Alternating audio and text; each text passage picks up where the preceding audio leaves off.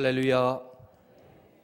거룩한 주님의 날 4월 마지막 주일 삼위일체 하나님께 예배드리기 위해 함께 모인 성도 여러분, 그리고 가족 여러분을 사망 권세 이기시고 다시 살아나신 예수님의 이름으로 축복합니다. 특별히 코로나19로 인해 육적, 심적, 물적 어려움 중에 계신 모든 분과 의료진 그리고 관계자 여러분에게 하나님의 특별하신 은혜와 은총이 함께 하시기를 간절히 기원합니다. 우리가 살아가면서 많은 분들이 삶이 쉽지 않다라는 말씀을 하십니다. 삶이 쉽지 않은 이유는 무엇일까요? 그것은 삶이 내 맘대로 되지 않기 때문일 것입니다. 우리가 바라는 것이 어떤 대단한 것, 어떤 특별한 것이 아니라 할지라도 아주 작은 것, 소소한 것이라 할지라도 인생이라고 하는 것이 내 뜻대로만 되지는 않기 때문입니다. 세상에 존재하는 대부분의 것들은 그 나름대로의 존재 이유가 있습니다. 그 존재 이유에 따라서 존재 방식도 결정되는 것이지요. 그런데 사람들은 자칫 존재 이유와 존재 방식에 대해서 무관심하거나 잘못된 이해 혹은 몰 이해에 사로잡혀 살아갑니다. 여러분, 집에서 우리가 어떠한 물건 같은 거를 이렇게 못을 박는다든가 뭘 해체한다든가 할 때 쓰는 장돌이라고 그러잖아요. 장돌이 하나도 존재의 이유가 있어요. 존재 방식이 있어요. 그런데 우리 사람, 하나님이 만든 모든 피조물 가운데 가장 최고의 걸작인 우리 사람이라고 하는 이 존재가 무엇을 위해서 존재하는지, 그러니까 어떻게 살아야 하는지에 관해서 스스로 전혀 깨달음도 없고 관심도 없고 생각도 없이 살아간다면 이 자체가 문제 아니겠습니까? 존재 이유가 명확하지 못하기 때문에 존재 방식도 불투명해지고, 그래서 삶이 계속해서 힘들어지는 것입니다. 즉, 내가 왜 태어났는지, 하나님이 나를 왜 만드셨는지, 하나님이 지금도 내 생명을 지켜주고 계시고 돌봐주고 계시는 이유가 무엇인지, 그러니까 나는 무엇을 위해서 살아야 하며 또 어떻게 살아야 하는지를 모르기 때문에 결국 그때그때 순간순간 자기 마음과 생각이 앞서서 자기 마음 가는 대로 생각 가는 대로 그렇게 살아가게 되더라는 것입니다. 그런데 그게 나 하나만 그러는 게 아니라 나를 비롯한 모든 사람이 그렇게 살아가니까 서로 부딪히게 되고 충돌하게 되고, 나만이 아니라 다른 사람들도 마찬가지로 모두 다 자기가 원하는 일들 그 어느 하나 제대로 되지 않는 그런 삶을 우리가 함께 살아갈 수밖에 없는 것입니다. 여러분 기억하시겠습니다마는 지난해 연말과 또 올 들어 연초를 맞이하여 제가 함께 나누었던 하나님의 말씀 가운데 이런 말씀을 많이 드렸어요. 생각 가는 대로 살지 말자. 내 맘대로 살려고 하지 말자. 내 생각인지 하나님이 주신 생각인지 내 마음인지 아니면 나도 모르게 다른 사람에 의해서 내 안에 강요된 그러한 생각이나 마음들인지 점검해보자라는 말씀을 드렸습니다. 생각이 잘못되면, 마음이 잘못되면 우리는 결국 우리의 존재를 우리 스스로 파멸시킬 수도 있는 것입니다. 나 하나 잘못되는 데서 끝나는 게 아니라 내 주변에 있는 내가 아끼는 사람, 사랑하는 사람, 또 나를 아끼는 사람, 나를 사랑해주는 사람까지도 함께 망할 수도 있는 거예요. 존재 이유와 존재 방식은 곧 목숨, 생명과 관련되어 있는 것입니다. 성경은 이 생명이 하나님만이 우리에게 주실 수 있는 것이고 하나님만이 우리의 생명을 지켜줄 수 있는 분이라고 명확하게 말씀하고 있습니다. 할렐루야. 사도행전 17장 25절을 보게 되면 하나님만이 만민에게 생명과 호흡을 그리고 그들의 삶에 필요한 만물을 친히 주시는 분이다 라고 명시하여 기록하고 있습니다.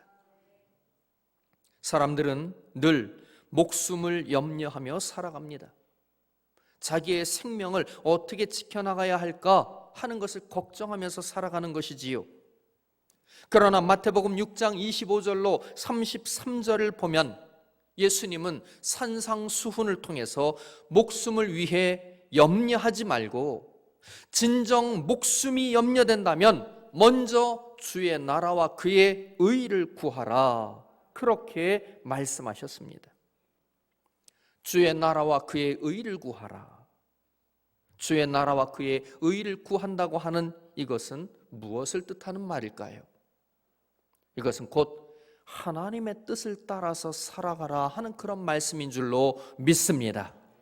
네 생각대로 살지 말고 네 맘대로 살지 말고 생각 없이 맘도 없이 남들이 그렇게 하니까 휩쓸려서 살지 말고 정신 똑바로 차리고 하나님의 뜻을 구하고 하나님의 뜻을 따라서 하나님의 뜻에 부합된 생각을 갖고 하나님의 뜻에 부합된 마음을 품고 하나님이 원하는 삶의 방식으로 그렇게 살아가라는 얘기입니다. 그런데 중요한 것은 그렇게 살게 되면 하나님이 우리의 삶을 돌봐주신다는 거예요. 우리의 생명을, 우리의 목숨을 지켜주신다는 거예요. 우리가 무엇을 먹을까, 무엇을 마실까, 무엇을 입을까 염려하지 않아도 하나님이 이거 다 책임져 주신다는 것입니다. 여러분, 집에서 우리가 어떤 물건을 사용하는데 그 물건이 내가 쓰기에 아주 요긴할 뿐만 아니라 내가 쓰기에도 아주 손에 잘 익으면 그 물건을 함부로 방치합니까? 아니면은 잘 내가 보관합니까? 전자입니까? 후자입니까? 후자지요. 우리 사람도 마찬가지예요. 분명히 내가 이 세상에 태어날 때에 하나님이 나를 통해서 하시고자 하는 일이 있어서 나를 세상에 보내셨을 것입니다. 우리 모두 다 마찬가지예요. 그 일이 엄청 대단한 일이 아니라 할지라도 우리가 가정 안에서 어떤 작은 역할을 감당해도 우리가 몸담아 일하고 있는 일터 안에서 우리가 속해 있는 크고 작은 공동체 안에서 우리가 어떤 별로 대단해 보이지 않는 중요하지 않은 일을 감당한다 할지라도 그것이 하나님의 뜻이라면 그 일을 하도록 하나님이 나를 이 세상에 보내셨다는 것입니다. 그래서 우리가 살아갈 때 내 맘대로 내 뜻대로 혹은 맘도 없고 생각도 없고 아무 의식 없이 휩쓸려 살아가지 아니하고 나를 만드신 하나님, 나를 세상에 보내주신 하나님, 나의 생명을 지금도 지켜주고 계시고 나의 삶을 돌봐주시는 그 하나님의 뜻을 구하고 그 하나님의 뜻을 깨닫고 그 하나님의 뜻대로 살아가게 되면 하나님께서 우리를 돌봐주신다는 거예요. 우리의 필요를 채워주실 뿐만 아니라 우리의 생명을, 우리의 목숨을 지켜주신다는 것이지요.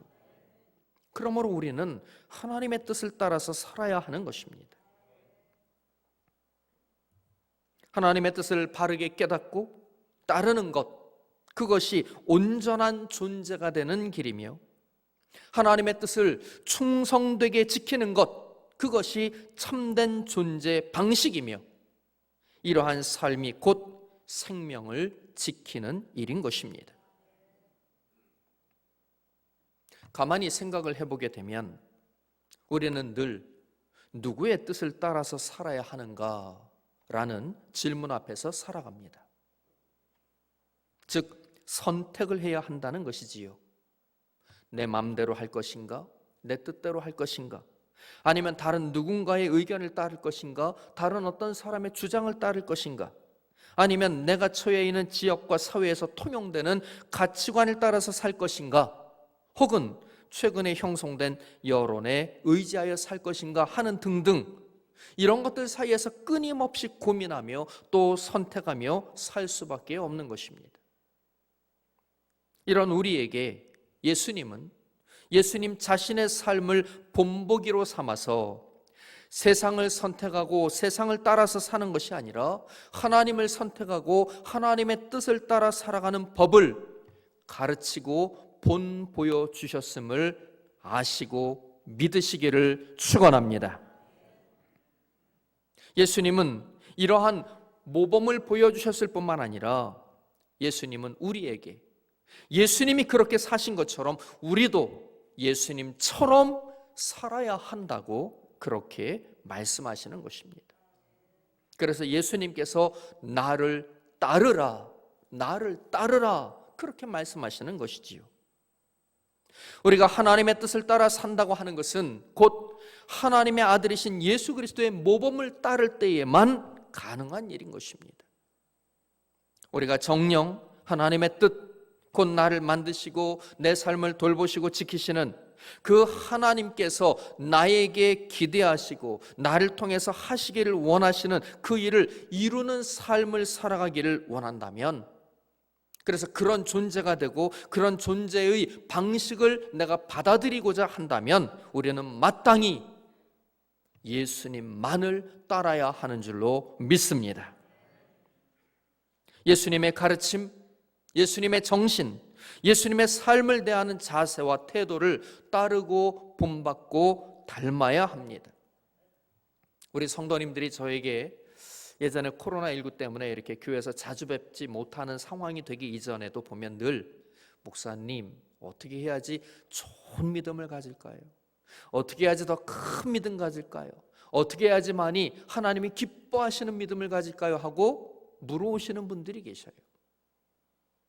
그냥 내 마음이 막 뜨거워지고 막 그냥 내가 막 이렇게 좀 약간 흥분도 되고 뭐 이러는 것이 좋은 믿음이 아니라 철저하게 예수 그리스도를 따름으로써, 예수 그리스도를 본받음으로써, 예수 그리스도를 닮음으로써 하나님의 뜻을 따라 살아가는 믿음, 이 믿음이 참 믿음이요, 이 믿음이 좋은 믿음이요, 이거를 잘하는 믿음이 큰 믿음인 줄로 믿습니다. 어떤 감정적으로 동요되는 그러한 믿음이 아니라, 인도의 성인으로 지금도 사람들에게 추앙을 받고 있는 간디가 이런 말을 했습니다. 나는 힌두교인으로서 기독교인이 될 의향은 없다. 그러나 예수 그리스도만은 존경한다라고 말을 했습니다. 존경이라고 하는 말은 어떤 존재의 인격, 사상, 행위 따위를 받들어서 공경한다, 그래서 내가 따른다, 그런 뜻입니다. 간디는 예수님을 존경한다고 했습니다. 비록 그가 영국의 인도 식민 통치를 정당화하는 영국 교회에 대해서는 부정적인 입장을 취했다 할지라도 예수님의 가르침과 그 삶, 예수님의 정신과 삶을 대하는 태도, 그것을 높이고 받들고 따르고자 했다 하는 것을 우리는 간디의 말 속에서 찾아볼 수가 있는 것입니다. 예수님은 이 땅에 오셔서 단 한 권의 책도 남기지 않으셨지만 오늘날까지 예수님에 관한 책은 전 세계 도서관에 수백만, 수천만 권에 해당합니다. 예수님의 정신을 기리는 기독교 병원들이 우리나라 근현대 초기에 이 땅에 세워졌고 전 세계도 그렇게 세워졌어요. 병원들의 시작은 대부분 거의 다 기독교 병원들입니다. 여러분, 오늘날 코로나19와 최전선에서 싸우는 병원들이 그렇게 세워진 병원들로부터 시작이 된 병원들 아니겠습니까?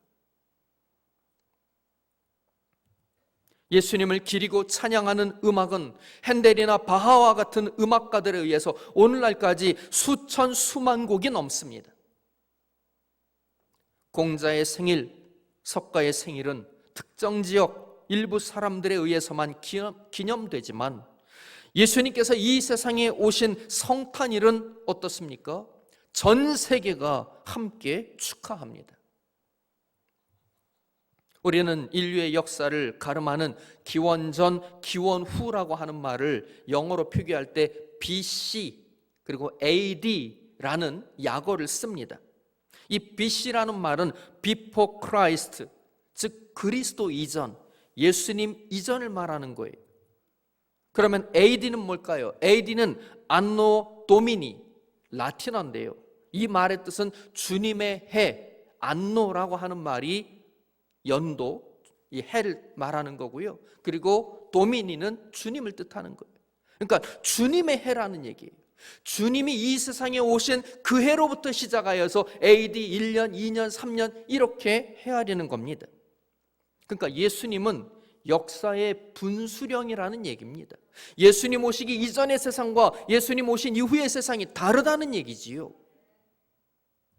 이렇게 우리는 인류의 역사를 통해서도 우리가 참으로 온전한 삶을 살고자 할 때 누구의 모범을 본받아야 할지, 누구를 따라야 할지, 어떤 분의 가르침과 가치관을 받아들여야 할지, 어떤 기준이 필요한지를 우리는 분명히 확인할 수가 있는 것입니다. 우리는 마땅히 예수님을 따르고 본받으며 닮아가야 할 줄로 믿습니다. 예수님을 따르고 본받고 닮아감으로 그 결과 하나님의 뜻을 따라서 살아가는 것입니다. 하나님의 뜻을 따라서 살아가는 것입니다. 요한복음 4장 34절을 보면 예수께서 이르시되 나의 양식은 나를 보내신 이의 뜻을 행하며 그의 일을 온전히 이루는 것이라 라고 말씀하시는 것을 확인해 볼 수 있습니다. 이 한마디 말씀 속에서 예수님의 존재와 존재 방식, 그리고 예수님을 따르는 성도들의 존재와 존재 방식이 무엇이어야 하는지, 어떠해야 하는지를 우리는 알 수가 있는 것입니다. 여러분, 지금 우리는 왜 살고 있습니까? 내가 머릿속으로 생각하는, 내가 마음속으로 품고 있는 어떤 존재가 되기 위해서, 어떤 일을 하기 위해서 그렇게 살아가는 겁니까? 물론 그럴 수 있지요. 그러나 우리가 예수님을 믿는다고 말을 한다면, 예수님을 믿기 때문에 예수님을 따르고 예수님을 본받고 예수님을 닮아가는 좋은 믿음, 진짜 믿음, 큰 믿음 갖는 그런 성도가 되기를 원하는 사람들이라면, 내가 생각하고 내 마음에 품고 있는 어떤 존재가 되는 것이 아니라 하나님이 나에게 품고 있는 뜻, 하나님이 원하는 존재가 되고 하나님이 원하는 존재 방식의 삶을 통해서 하나님이 나를 통해 이루시고자 하는 것이 무엇인지에 초점을 맞추고 그 일을 이루기 위해서 힘쓰고 애쓰고 노력하고, 그리고 그 일을 이루어감으로 하나님의 기쁨이 되어서 살아가기를 마음에 다짐하고 소망하며 그렇게 힘써야 한다는 것입니다. 예수님의 삶은 한마디로 하나님의 뜻을 행하며 하나님의 뜻을 이루는 것이었습니다. 이것은 예수님을 구세주로 고백하는 우리 모든 성도들에게도 동일하게 적용되는 것입니다. 누구든지 예수 그리스도의 본보기를 따를 때 그 사람 또한 예수님처럼 하나님의 뜻을 따를 수 있게 되고, 그렇게 하나님의 뜻을 따르게 될 때에 비로소 존재의 의미를 깨닫고 그에 부합된 존재 방식을 받아들이며 살아가게 되는 것이지요. 우리는 이번 코로나19 사태를 통해서 우리의 존재, 즉 우리 개인의 건강과 가정과 가족, 그리고 일터를 지키기 위해서 요구되는 특별한 존재 방식, 삶의 방식이 있음을 깨달을 수 있게 되었습니다. 여러 가지 구체적이고 세부적인 사항들이 있습니다만 지금 한 가지만 꼽아서 말한다면 그것은 바로 사회적 거리두기라는 표현을 통해서 확인할 수 있는 방식입니다. 접촉을 자제하고 경계함으로 코로나 바이러스의 전파와 확산을 차단하는 것이 곧 우리의 존재를 지키는 방식이라고 하는 것을 우리는 경험하게 된 겁니다. 이렇게 어떤 이유와 목적이 분명할 때 그에 맞는 구체적인 방법이 나타나게 되고, 사람들은 그것을 따를 것이냐 말 것이냐 하는 것에 의해서 자기 자신의 존재의 보존 가능과 불가능을 가름하기도 하는 것입니다. 그런가 하면 우리는 교회적으로 지난 2주 전에 부활절을 맞았습니다. 코로나19로 인해 육신의 생명이 위협당하는 그 한복판에서 역설적으로 죽음으로부터 다시 살아나신 예수 그리스도를 찬양하고자 부활절 예배를 드렸던 것입니다. 비록 성례전도 어떤 특별한 행사도 갖지 못했던 조촐한 예배를 드렸지만 언젠가는 죽음을 맞을 수밖에 없는 유한하고 불완전한 육신의 생명을 온전히 돌보고 지키며 더 나아가서 부활을 통해 영원한 생명으로 나아가는 길, 그것이 예수님의 부활 속에 그 길에 열쇠가 있다고 하는 것을 우리는 믿고 그것을 바라보며 부활절 예배를 드렸던 것입니다. 이제 우리는 분명히 알아야만 합니다.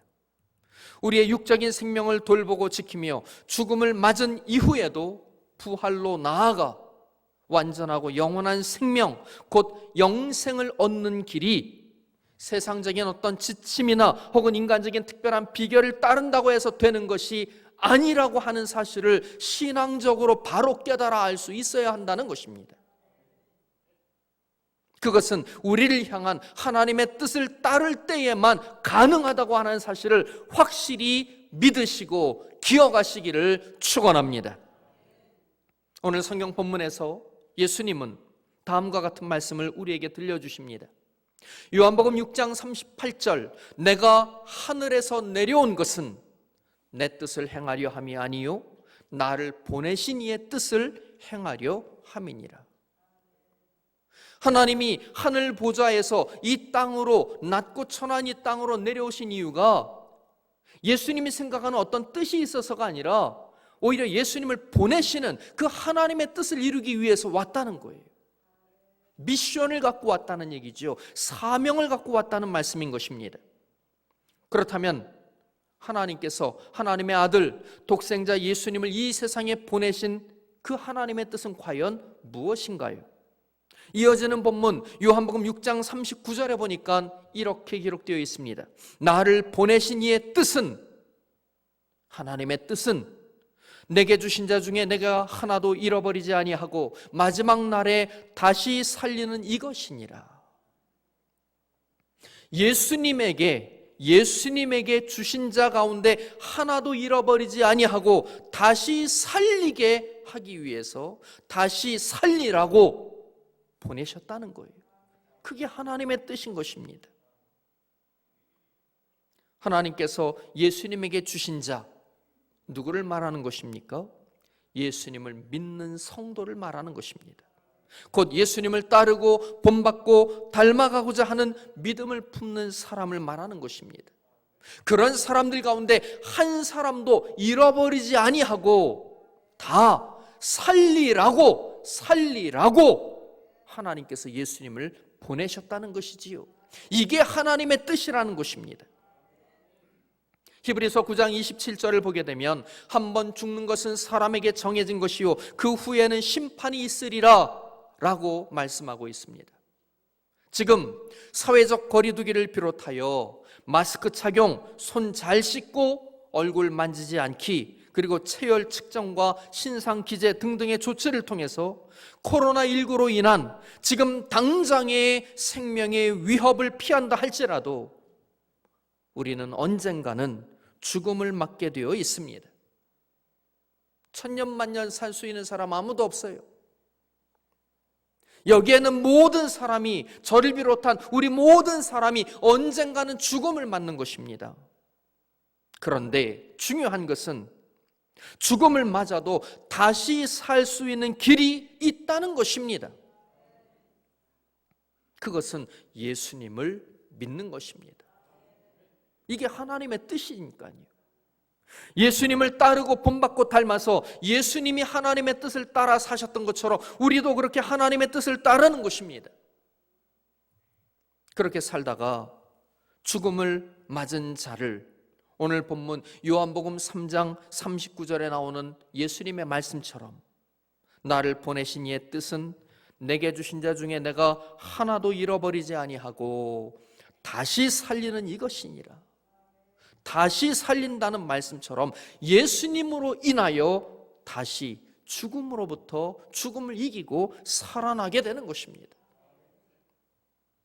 그래서 우리가 육신을 입고 있는 동안에 예수님의 부활을 기념하고 기뻐하는 데서 끝나는 게 아니라 우리도 예수님처럼 부활하게 되는 것입니다. 부활에 참여하는 성도가 되게 하는 것, 이게 하나님의 뜻이에요. 이 뜻을 따르는 것, 이것이 예수님을 믿는 거예요. 예수님을 따르고 본받고 닮는 거예요. 그래서 예수님처럼 하나님의 뜻을 생각하며 사는 것이지요. 예수님이 하나님의 뜻을 따름으로 하나님께서 예수님을 다시 살리신 것처럼 우리도 예수님을 따르고 본받고 닮아감으로 하나님의 뜻을 따를 때에 예수님께서 우리를 다시 살리심으로, 하나님이 예수님을 다시 살리신 것처럼 예수님이 우리를 다시 살리심으로 우리가 부활에 참여하는 성도가 되게 하는 것, 이게 하나님의 뜻이라는 것입니다. 그러니까 살리는 뜻을 살아서 살아야지, 지금 당장의 욕심의 마음을 뺏기고 지금 당장의 나의 그 급한 일에 생각을 뺏겨서 내 마음대로 내 생각대로 마음이 가는 대로 생각이 가는 대로 그렇게 살아가면, 하나님의 뜻을 그렇게 살면서 하나님의 뜻과는 상관없이 살아가게 되면 코로나19는 피할지 몰라도 우리가 언젠가 맞게 될 죽음을 맞게 되었을 때 우리는 살아날 수 없는 거예요.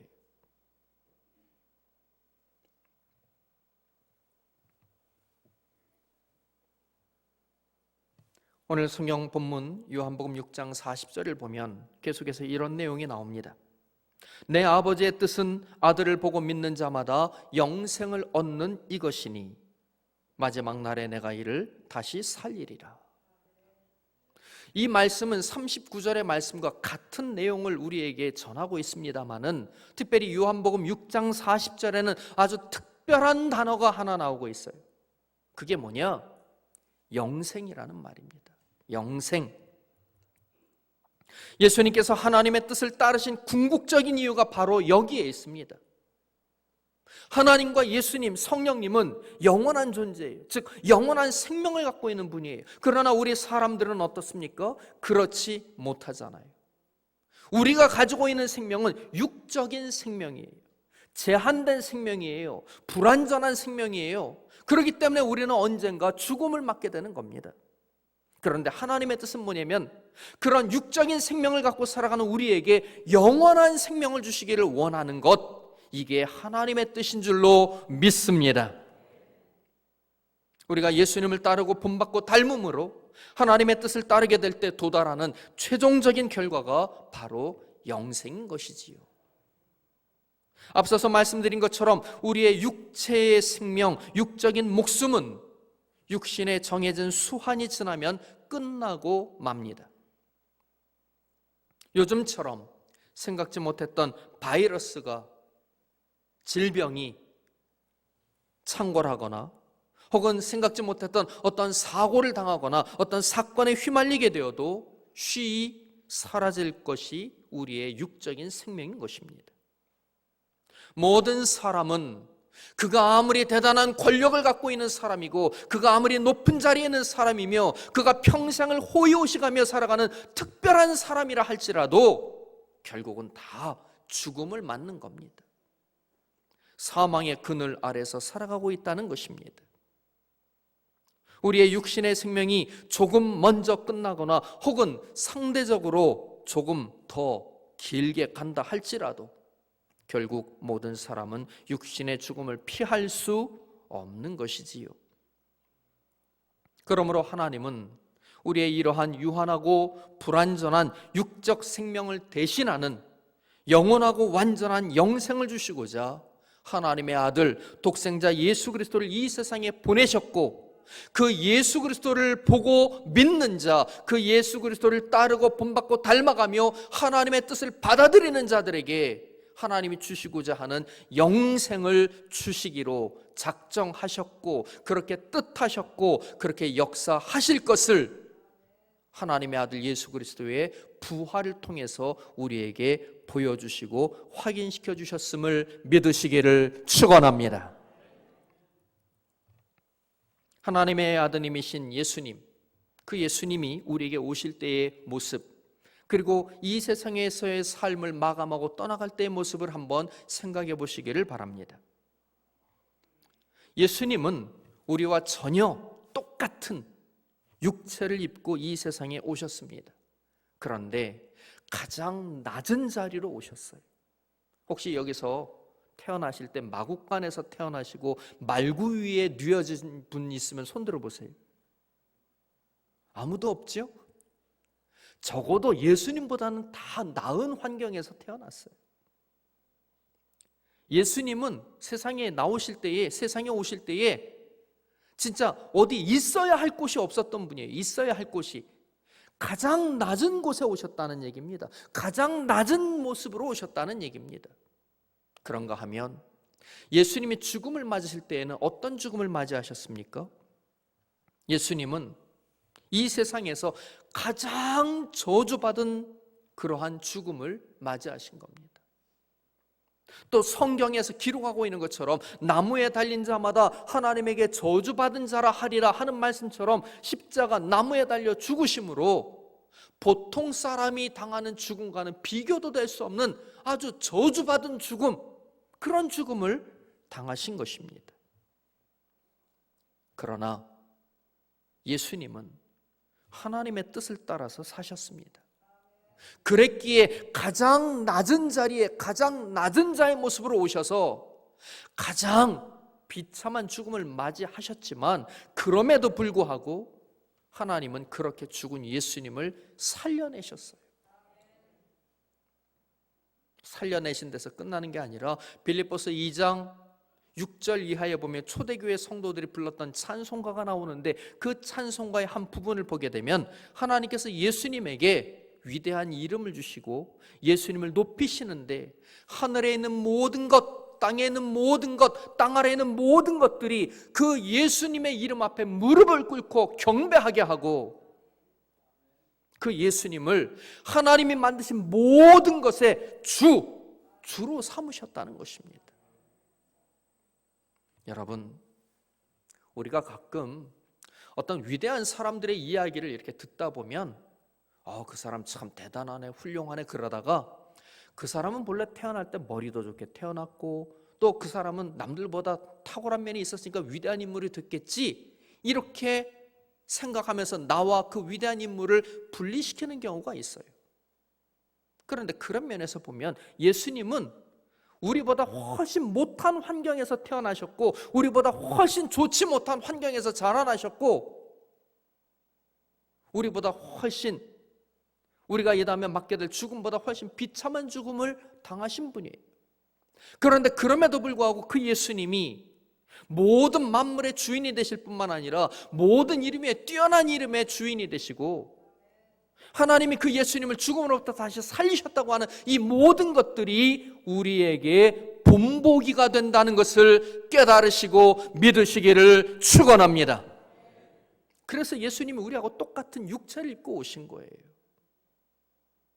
예수님을 우리가 따라갈 수 있다는 얘기입니다.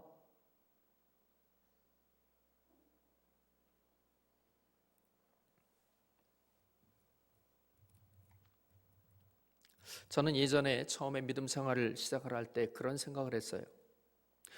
예수님은 하나님의 아들이시니까 그렇게 할 수 있지.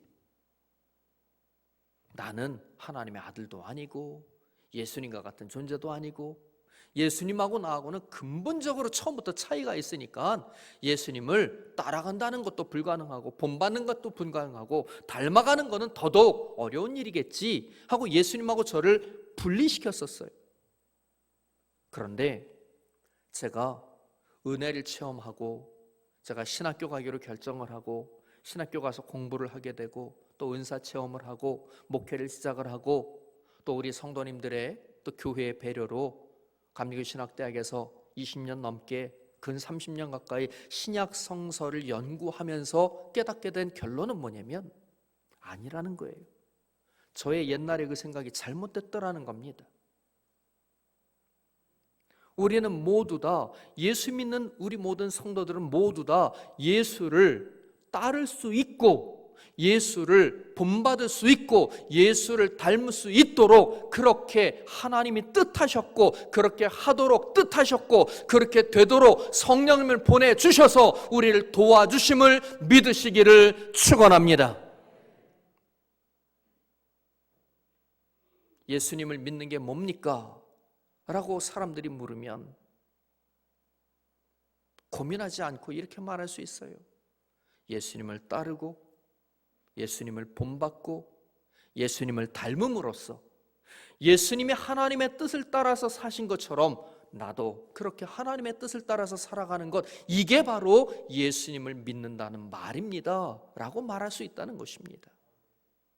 그리고 이 일은 하나님이 원하시는 일이기 때문에 우리의 능력이 부족하면, 우리의 지혜가 부족하면, 우리의 힘이 부족하면 그거를 할 수 있도록 하나님이 성령님을 보내주셔서 그렇게 할 수 있도록 우리를 도우신다는 것을 믿으시기를 축원합니다. 그래서 성경은 우리에게 이렇게 말합니다. 로마서 12장 2절을 보니까 너희는 이 세대를 본받지 말고 오직 마음을 새롭게 함으로 변화를 받아 하나님의 선하시고 기뻐하시고 온전하신 뜻이, 하나님의 뜻이 무엇인지 분별하도록 하라. 할렐루야. 뿐만 아니라 골로새서 1장 9절을 보면 이로써 우리도 듣던 날부터 너희를 위하여 기도하기를 그치지 아니하고 구하노니 너희로 하여금 모든 신령한 지혜와 총명에 하나님의 뜻을 아는 것으로 채우게 하시고 라고 기록하고 있습니다. 여러분, 우리 아이들 왜 공부 많이 하라고 그래요? 왜 공부 열심히 하라고 그래요? 좋은 대학 가게 하기 위해서, 좋은 직장 취업하게 하기 위해서, 돈 많이 벌게 하기 위해서. 근데 그게 다면 안 돼요. 하나님의 뜻을 깨달을 줄 알아야 될 거 아니에요. 하나님의 뜻을 깨달아야 될 거 아니에요. 하나님의 뜻을 따라가야지만이 우리에게 영원한 생명, 영생이 주어지는데 하나님의 뜻을 모르면 아무리 똑똑해도, 아무리 돈 많아도, 아무리 높은 지위에 있어도, 아무리 권세가 있어도 소용없다는 것입니다. 안 그렇습니까? 베드로전서 4장 2절에 보니까 이런 말씀이 나옵니다. 그 후로는 다시 사람의 정욕을 따르지 않고 하나님의 뜻을 따라 육체의 남은 때를 살게 하려 함이라. 육체의 남은 때를 살게 하려 함이라. 무엇을 따라? 하나님의 뜻을 따라. 이게 신앙인들의 고백인 겁니다. 이게 죽음을 두려워하지 아니하는 참 믿음을 갖고 있는 사람들의 고백이라는 것입니다. 예수님을 온전히 따르고 본받고 닮아가는 믿음으로 예수 그리스도의 부활에 참여하는 성도, 또 영원한 생명, 영생을 받는 놀라운 은혜와 은총이 이 예배에 참여한 우리 모든 성도님들과 함께 하시기를 주님의 이름으로 간절히 축원합니다. 이제 결론을 짓도록 하겠습니다.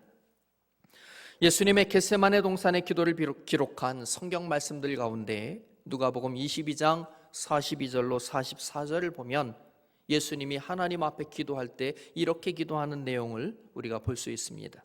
아버지요, 만일 아버지의 뜻이거든 이 잔을 내게서 옮기소서. 이 얘기는 뭐냐면 예수님이 지금 이제 붙잡히셔서 고초당하시고 십자가 지셔야 되는데 이 모든 것들이 사람이 행한 것이 아니라 하나님이 계획한 일이라면 그러면은 내가 좀 그렇게 안 하면 안 되겠습니까?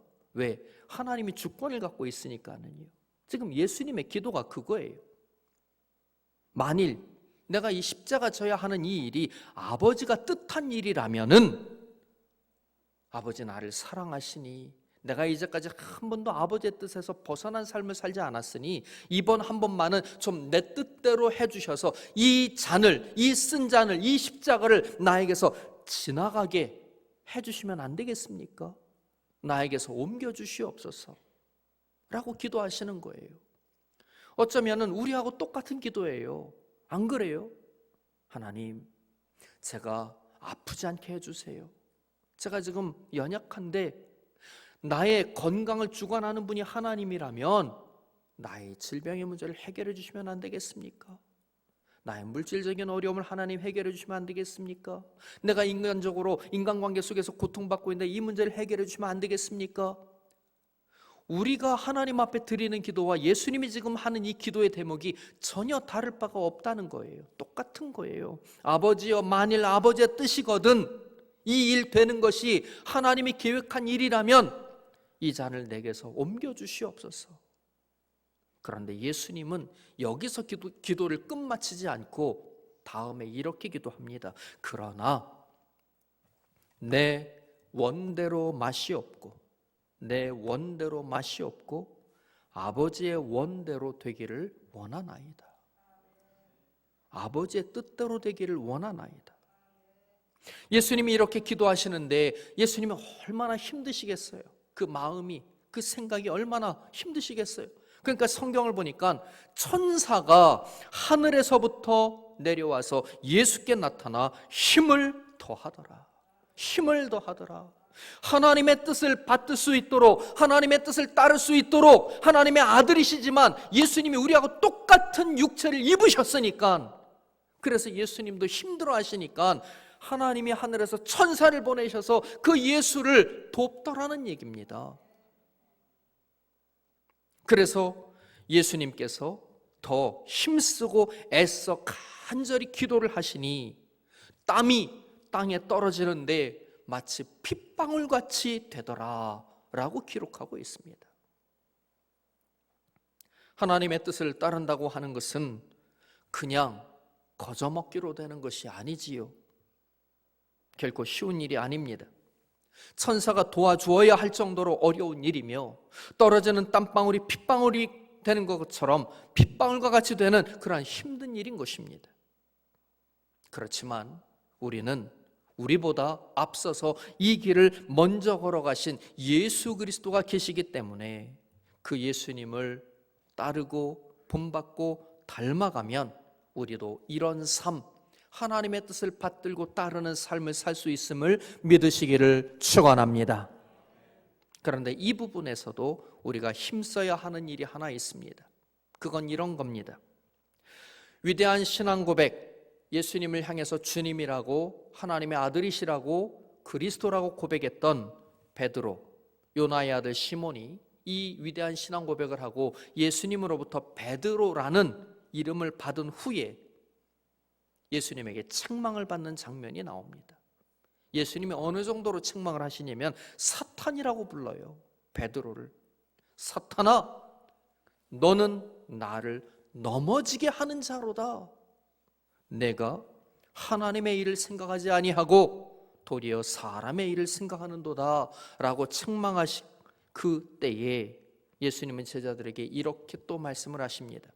마태복음 16장 24절을 보니까 누구든지 나를 따라오려거든 자기를 부인하고 자기 십자가를 지고 나를 따를 것이니라. 날마다 매 순간마다 자기를 부인하고 자기 십자가를 짊어지고 주님의 뒤를 따르며 떨어지는 땀방울이 마치 핏방울과 같이 되는 마음과 정성으로 예수 그리스도의 뒤를 따르고 본받고 닮아갈 때 우리는 하나님의 뜻을 따르는 삶을 살 수 있는 것입니다. 이런 삶을 살아가게 될 때, 그런 삶을 살았던 예수님이 죽음을 맞으셨지만 하나님께서 그 예수님을 살려내신 것처럼 우리도 이렇게 예수님의 뒤를 따라가며 기도하는 일에 힘쓰며 온전한 믿음으로 하나님의 뜻을 받들고 따라가게 될 때에 우리가 죽음을 맞게 될 때, 육적인 생명이 다하여 죽음을 맞게 될 때 하나님이 예수님을 살려낸 것처럼 예수님께서 우리를 살려내시고, 그리고 하나님께서 우리에게 육적인 생명을 대신하여 영생, 영원한 생명, 유한하고 제한되고 불완전한 육적인 생명이 아닌 영원하고 완전한 생명, 영생을 주시는 것, 이게 바로 하나님의 뜻이라는 것입니다. 바라기는 이 뜻을 잘 받들고 이 뜻을 잘 따라가는 우리, 그런 믿음의 삶을 살기 위해서 예수님을 잘 따라가되 자기 자신을 부인하고 자기 생각을 좀 내려놓자는 얘기입니다. 내 마음대로 하지 말고 내 생각대로 하려고 하지 말고 주님이 하신 것처럼 하나님의 뜻을 생각하자는 겁니다. 내 원대로 마옵시고 아버지의 원대로 되기를 원하나이다 라고 기도하며 성령님의 도움을 받으며 이 일을 위해서 우리도 열심히 기도하자는 겁니다. 그렇게 할 때 우리는 살아갈 수 있다는 얘기입니다. 바라기는 이번 코로나19 사태를 통해서 우리 스스로 우리의 믿음을 뒤돌아보며 이제까지와는 다른 삶, 더 힘써서 예수님을 따르고 본받고 닮아감으로 하나님의 뜻을 따라 살아가는 삶을 사는 참 믿음의 성도들, 우리 춘천 석사교회의 모든 가족 되시기를, 우리에게 영생 주시기를 원하시는 삼위일체 하나님의 이름으로 간절히 축원합니다.